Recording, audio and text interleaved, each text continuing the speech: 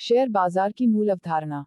Introduction to financial literacy. Equity, share और stock. Equity किसी company में स्वामित्व की सीमा को दर्शाते हैं।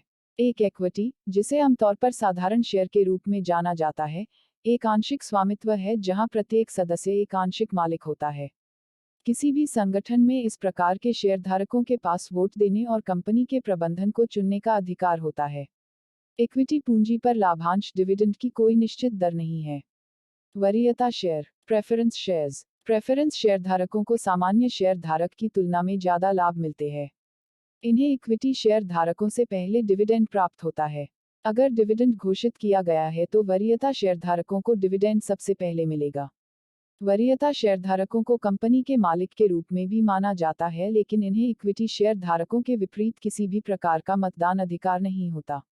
लाभांश, डिविडेंड, कंपनी के लाभ का एक हिस्सा शेयरधारकों को भुगतान किया जाता है। लाभांश का तात्पर्य उस इनाम से है जो नकद या अन्यथा एक कंपनी अपने शेयरधारकों को देती है। एक कंपनी अपने शेयरधारकों को कंपनी के मुनाफे में से एक निश्चित राशि का भुगतान करके पुरस्कृत करना चाह सकती है। ऐसी राशि को लाभांश कहा जाता है। लाभांश विभिन्न रूपों में जारी किया जा सकता है, जैसे नकद भुगतान, स्टॉक या किसी अन्य रूप में। किसी कंपनी का लाभांश उसके निदेशक मंडल द्वारा तय किया जाता है और इसके लिए शेयरधारकों की मंजूरी की आवश्यकता होती है।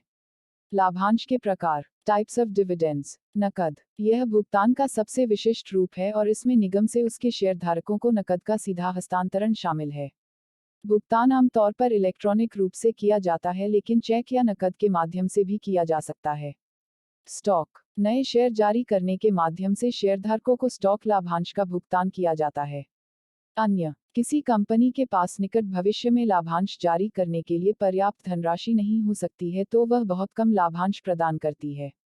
डीमेट खाता, डीमेट अकाउंट। एक डीमेट खाता निवेशकों को शेयरों और प्रतिभूतियों को इलेक्ट्रॉनिक प्रारूप में रखने में मदद करता है।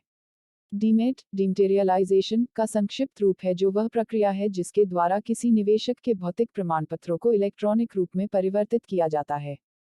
भारत में डीमेट खाते की पेशकश वर्ष 1996 में शुरू हुई। एक बार जब स्टॉक को डीमेट खातों में डिमटेरियलाइज्ड रूप में रखा जाता है, तो भौतिक प्रमाणपत्र रखने की आवश्यकता कम होती जाती है। इस प्रकार के खाते को डिमटेरियलाइज्ड खाता भी कहा जाता है। डिमटेरियलाइजेशन भौतिक शेयर प्रमाणपत्रों को इलेक्ट्रॉनिक रूप में परिवर्तित करने की प्रक्रिया है, जिसे बनाए रखना बहुत आसान है और दुनिया भर में कहीं से भी पहुंच योग्य है। यह एक ही स्थान पर सभी निवेशों का उचित ट्रैक रखने में भी मदद करता है। इंतजार की अवधि, होल्डिंग पीरियड। होल्डिंग अवधि, सीधे शब्दों में कहे तो, यह वह अवधि है जिसके लिए एक निवेशक निवेश को बेचने से पहले अपने पास रखता है। वह समय जिसके लिए किसी निवेशक के पास स्टॉक का स्वामित्व होता है उसे होल्डिंग अवधि कहा जाता है। सरल शब्दों में, होल्डिंग अवधि किसी निवेशक द्वारा निवेश किए गए समय की अवधि या किसी सुरक्षा की खरीद और बिक्री के बीच की अवधि है। यह किसी भी सुरक्षा के रिटर्न और कर लगाने की प्रक्रिया को निर्धारित करने में मदद करता है। होल्डिंग अवधि क्यों महत्वपूर्ण है? आपकी होल्डिंग अवधि के आधार पर आप जिस कर का भुगतान करने के लिए उत्तरदायी है वह कम या ज्यादा हो सकता है। शुरुआती कीमत और समापन कीमत। Opening price and closing price. सूचीबद्ध समापन मूल्य वह अंतिम कीमत है जो किसी ने एक्सचेंज के व्यावसायिक घंटों के दौरान उस स्टॉक के एक शेयर के लिए भुगतान किया है जहां स्टॉक कारोबार करता है। आरंभिक मूल्य पिछले दिन के समापन मूल्य के समान नहीं है। समापन मूल्य आमतौर पर अंतिम मूल्य को संदर्भित करता है जिस पर एक स्टॉक नियमित ट्रेडिंग सत्र के दौरान कारोबार करता है। बाजार पूंजीकरण। Market capitalization. मार्केट कैपिटलाइजेशन किसी कंपनी के सभी शेयरों के कुल मूल्य को संदर्भित करता है। मार्केट कैपिटलाइजेशन या मार्केट कैप किसी कंपनी के आकार का एक माप है। मार्केट कैपिटलाइजेशन के वर्तमान शेयर मूल्य के आधार पर उसका कुल मूल्य है। मार्केट कैप से आपको यह भी पता चल सकता है कि कोई कंपनी कितनी स्थिर या जोखिम भरी है।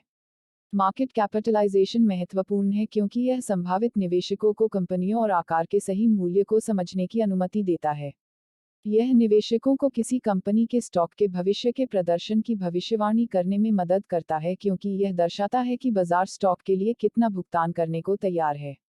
यह निवेशकों को एक कंपनी बनाम दूसरी कंपनी के सापेक्ष आकार को समझने की अनुमति देता है। Bonus share. Bonus shares. Bonus share मौजूदा शेयरधारकों को बिना किसी अतिरिक्त लागत के दिए गए अतिरिक्त शेयर है। ये कंपनी की संचित कमाई है जिसे लाभांश के रूप में नहीं दिया जाता है बल्कि मुफ्त शेयरों में बदल दिया जाता है। कंपनियां अपने स्टॉक को खुदरा निवेशकों के लिए अधिक आकर्षक बनाने के लिए बोनस शेयर जारी करती है। Share buyback. शेयर बायबैक या शेयर पुनर्खरीद तब होता है जब कोई कंपनी निवेशकों से अपने ही शेयर वापस खरीदती है। इसे शेयरधारकों को पैसा लौटाने के वैकल्पिक तरीके के रूप में देखा जा सकता है। शेयर बायबैक को शेयर पुनर्खरीद भी कहा जाता है। जैसा कि नाम से पता चलता है, यह किसी कंपनी द्वारा अपने शेयर प्राप्त करने की प्रक्रिया है। कंपनी सीधे शेयर बाजार से शेयर खरीद सकती है या अपने शेयरधारकों से पूर्व घोषित और निश्चित मूल्य पर सीधे शेयर खरीदने की पेशकश कर सकती है।